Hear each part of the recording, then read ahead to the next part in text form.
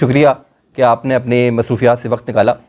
आज मैंने आप सबको तकलीफ़ इसलिए दी कि जो प्रॉपर्टी की सेल परचेज़ होती है पर्टिकुलरली सिटी एरिया की, जिसमें सब रजिस्ट्रार और जॉइंट सब रजिस्ट्रार डॉक्यूमेंट को रजिस्टर करते हैं, उसके हवाले से मैं थोड़ी आगाही आपकी मदद से लोगों तक पहुंचाना चाहूँगा कि सरकार के कितने % टैक्सेस हैं और उसका क्या तरीक़ेकार है। बेसिकली ये शायद मुझे काम पहले करना चाहिए था, लेकिन चलें देर आई दुरुस्त आई, हम आज आपके सामने बैठे हैं। बताने का बेसिक मकसद ये है कि जब टैक्सेस मैं आपको बताऊंगा, तरीक़ेकार बताऊंगा, तो लोगों से फिर मैं रिक्वेस्ट करूंगा कि बराए मेहरबानी इस तरीक़ेकार को फॉलो करें।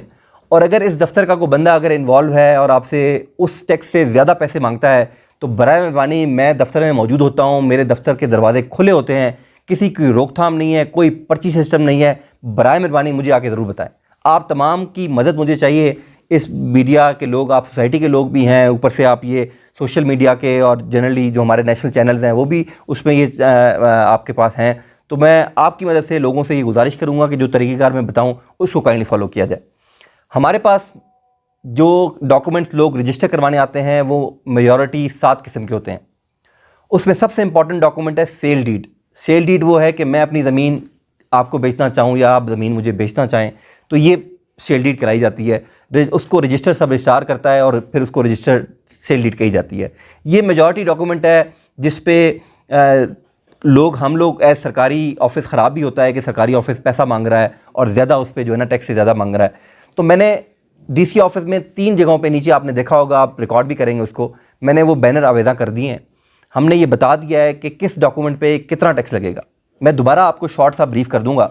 अगर मैं सेल डीड की बात कर रहा हूँ तो उस पर सबसे पहला टैक्स है स्टैम्प ड्यूटी। स्टैम्प ड्यूटी का मतलब ये है कि स्टैम्प पेपर्स जो इशू होते हैं उसकी मद में वो ड्यूटी ख़जाने ऑफिस में जमा होती है और उसके एवज से आपको वो स्टैम्प पेपर मिलते हैं। और उसके बाद वो बंदा वसीका नवीज़, जो कि बाहर बहुत सारे वसीका नवीज़ हैं अपना कारोबार कर रहे हैं, वो वसीका नवीज़ से लिखवाता है अपनी रजिस्ट्री, सारी चीज़ें लिखवाता है कि जी वो मेरी ये प्रॉपर्टी है, मैं इसको बेचना चाह रहा हूँ, वो सारी डिटेल उसमें लिखी जाती है। जब वो डॉक्यूमेंट तैयार हो जाता है तो वो डॉक्यूमेंट पे सिर्फ एक टैक्स लगा हुआ है जो कि स्टैम्प ड्यूटी है। वो 2% टैक्स, यानी 2% किसका? जो सरकारी वैल्यूएशन टेबल है। सरकारी वैल्यूएशन टेबल हमारे पास भी कॉपीज़ मौजूद हैं, तमाम वसीका नवीज़ के पास मौजूद हैं, वो कॉपीज़ हमारे ख़जाने ऑफिस में मौजूद हैं। तो वो उस कॉपी से पता चल सकता है कि जी मेरी ज़मीन मिसाल स्पिनी रोड पे है या इस मौज़े में है, तो उस पर सरकारी रेट क्या है। वो उस सरकारी रेट को डीसी रेट कहा जाता है और डीसी रेट के मुताबिक अगर 1 लाख लिखा हुआ है पर एकड़ फॉर एग्जांपल, तो अगर वो 4 फुट बेच रहा है या 10 फुट बेच रहा है, अपना रेट निकाल ले और उसके मुताबिक 2% का उस पर स्टैम्प ड्यूटी लगेगी। जब वो स्टैम्प उसका रिसीव ले लिया उसने, ख़जाने ऑफिस से रजिस्ट्री लिखवा ली, तो वो रजिस्ट्री बमा पार्टीज़ हमारे दफ्तर आ जाएगा। जब हमारे दफ्तर आएगा तो हमारा एक क्लर्क उसको सब रजिस्ट्रार साहब के सामने पेश करेगा और सब रजिस्ट्रार साहब उससे पूछेंगे कि भाई ये जो फ़र्द तुम्हारी लगी है वो ज़ाहिर उसकी जेन्युइनिटी चेक करेंगे, जिस पे लिखा होगा कि जी इरफान इमरान को मिसाल के तौर पे ये प्रॉपर्टी सेल कर रहा है, तो इरफान के नाम फ़र्द इशू होनी चाहिए तहसीलदार से, वो उस पर लगी होगी। साथ ही वो तहसीलदार साहब की ज़िम्मेदारी है एज़ पर लॉ पूछने की कि जी इरफान साहब आपने ये प्रॉपर्टी बेच रहे हैं, आपको पैसे मिल गए हैं इमरान साहब की तरफ से? वो कहेगा अगर मिल गए हैं और इमरान साहब से पूछा जाएगा कि जी आप अपना कब्ज़ा ले चुके हैं, और इमरान साहब ने कह दिया कि जी मैं कब्ज़ा ले चुका हूँ, तो उसके बाद वो पार्टी जाएगी, साथ ही दूसरा कमरा है, अपनी तस्वीर ले लेगी। और तस्वीर लेने के बाद हमारा ही ऑफिस में एक क्लर्क बैठा हुआ है जो उसको चालान बना के देगा। वो चालान कौन कौन से होंगे? नंबर 1, वो FBR का टैक्स जमा कराएगा। FBR का टैक्स जो है, अगर वो बंदा बेचने वाला फाइलर है तो 1% है, अगर नॉन फाइलर है तो 2% है। तो वो अकॉर्डिंगली हमारा क्लर्क वो उसको ये चालान जो है ना FBR का ऑनलाइन अवेलेबल है, हम ही उसको निकाल के देंगे, क्योंकि FBR की वैल्यू भी हर जगह की ऑनलाइन अवेलेबल है। हमारा ही क्लर्क उसको निकाल के देगा कि जी तुम्हारी जगह के मुताबिक ये FBR का टैक्स पड़ता है। एक चालान उसको वो दे देगा।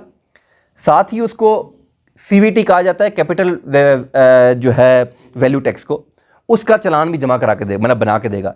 जो CVT है वो प्रोविंशियल गवर्नमेंट का टैक्स है और वो सेल डीड पे 2% लगता है।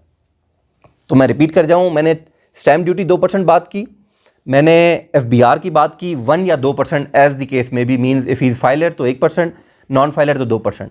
तीसरी मैंने कैटेगरी बात की CVT, वो 2% है, अगेन उसका भी चालान वो बना के देगा उसको।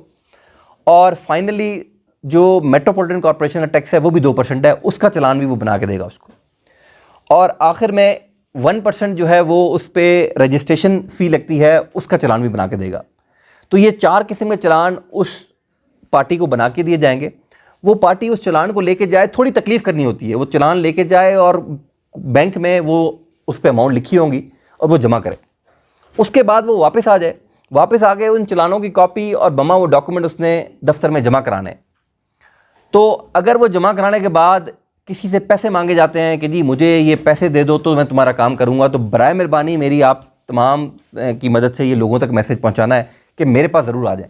आपको तकलीफ़ ज़रूर होगी, हो सकता है मैं अवेलेबल ना हूँ, किसी मीटिंग में गया हूँ, बट मैं डेली ऑफिस वाला बंदा हूँ और डेली काम निकालने वाला बंदा हूँ।